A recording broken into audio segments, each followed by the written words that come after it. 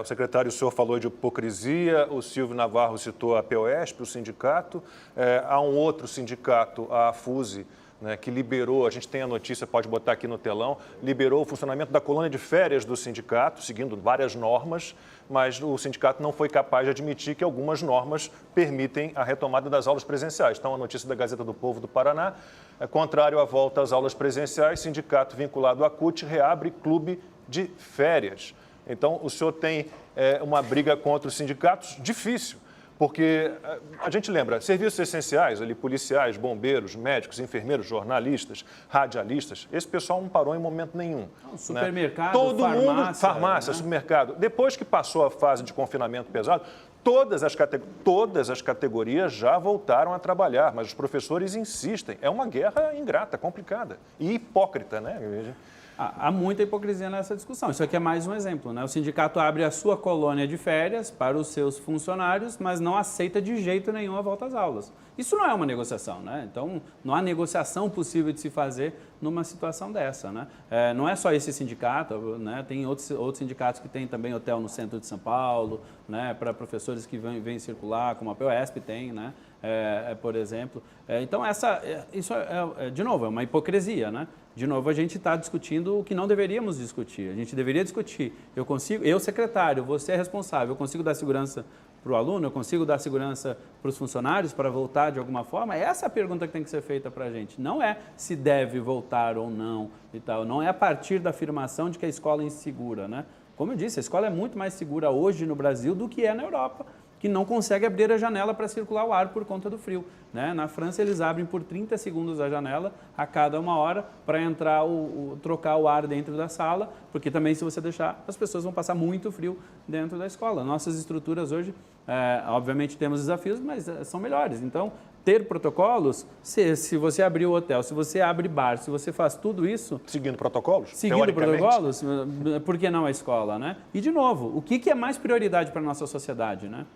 É o quê? É a escola aberta ou qualquer outra coisa aberta? Porque virou isso, né? É qualquer outra coisa aberta versus a escola. Então, o exagero da nossa sociedade, os erros que a gente está cometendo nesse momento se não abrir, são esses, né? E a gente precisa da defesa da escola pública aberta para os alunos que mais precisam nesse momento. Agora, secretário, de quem deve ser a decisão final de mandar ou não os filhos para a escola? Porque existia, até semana passada, uma decisão do Conselho Estadual de Educação referente à obrigatoriedade de mandar as crianças para a escola, mesmo os pais que, de repente, porque muitos alegam isso, tem alguém em casa, que mora em casa, que seja do grupo de risco, ou a própria criança é do grupo de risco ou tem alguma comorbidade. Depois o Conselho de Educação, Estadual de Educação, voltou atrás e disse que nas fases laranja e vermelha, salvo engano, não seria obrigatória a presença física, né, do aluno em sala de aula. Como é que fica esse debate? É o Estado que tem que decidir ou é a família que decide? Vamos lá, a gente está falando de um momento de opção,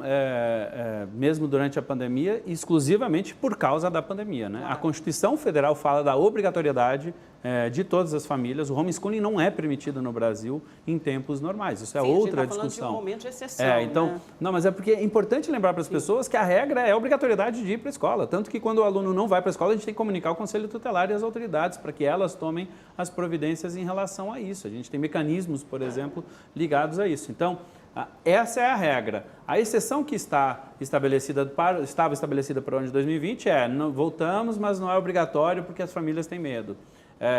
Hoje, nós estamos dizendo o seguinte, é obrigatório quando estivermos a região, não mais o estado todo, por exemplo, aqui no amarelo, mas se a região estiver no amarelo, é obrigatório para a família enviar dentro da regra de rodízio, dentro dos até 70%, assim como é obrigatório fazer também as atividades online ou offline, enfim, nós temos as duas modalidades para atender quem precisa também, né? No vermelho e no laranja houve essa mudança de regra, era obrigatório, aí daí 1/3, por conta do recrudescimento, houve sim uma mudança para que neste momento, somente neste momento, seja feito. Porque quando a regra foi feita dizendo que todos deveriam mandar, a visão que se tinha era que uma ou outra região pudesse entrar no vermelho e no laranja. Agora, como o estado como um todo entrou no laranja, então se estabeleceu esta regra, que era uma coisa prevista na indicação do parecer do Conselho. Na verdade, lá na aprovação inicial do Conselho Estadual, isso já estava previsto que em caso de determinadas mudanças poderia ser adaptada a regra, mas é uma regra momentânea, né? Nós esperamos que a melhora dos indicadores aconteça, né? A princípio está parecendo que está melhorando já, isso foi o boom que acumulou ali de eleição, final de ano, né? Festas de final de ano, especialmente em família, acabou aumentando muito o número de casos e esperamos que haja uma diminuição e a gente volte daí sim para o protocolo como foi desenhado inicialmente. Secretário, no âmbito da Secretaria, já existe algum estudo, algum diagnóstico capaz de mensurar, apontar o prejuízo dos alunos por conta desse ano perdido, vamos chamar assim? E também aproveitaria para perguntar se na avaliação do senhor nós teremos uma geração Covid, né? Uma geração de alunos da Covid com prejuízos e com danos, talvez alguns irreparáveis. Alguns danos serão irreparáveis, sim, né? A gente fala muito pouco, né? A gente fala dos danos que, obviamente, precisamos falar da Covid, né? Que, por exemplo, eu tenho minha família no Amazonas, o que está acontecendo lá é um absurdo, né? A que ponto chegamos lá? Então, precisamos falar disso. Mas os prejuízos que a gente está tendo hoje com crianças com depressão, com ansiedade, né? A tendência de suicídio, que já era considerada uma epidemia no mundo pela ONU anterior à nossa própria pandemia, agora está sendo muito maior e a gente não está enxergando isso, né? A gente não está vendo o tamanho disso, porque as escolas não estão abertas. A escola obviamente é o fator principal da educação, mas ela é um trabalho que acaba atingindo todas as demais áreas. Então você tem o prejuízo emocional que é intangível nesse momento e nós vamos levar sim muito tempo. E essa geração sim vai sofrer muito mais. A característica da mudança da geração que já estava acontecendo foi acelerada e a gente hoje tem problemas maiores ainda do que já tínhamos com obesidade.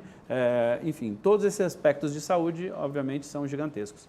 Na aprendizagem, por mais que tenha, desculpa, Constantino, só para concluir aqui, na aprendizagem, por mais que tenhamos feito todo um esforço, e foi feito um grande esforço para que isso fosse minimizado ao máximo, hoje os estudos estão apontando de perda de 2/3 do ano, né, basicamente de um ano. E isso sim, dependendo da idade que o jovem está, será sim para uma geração.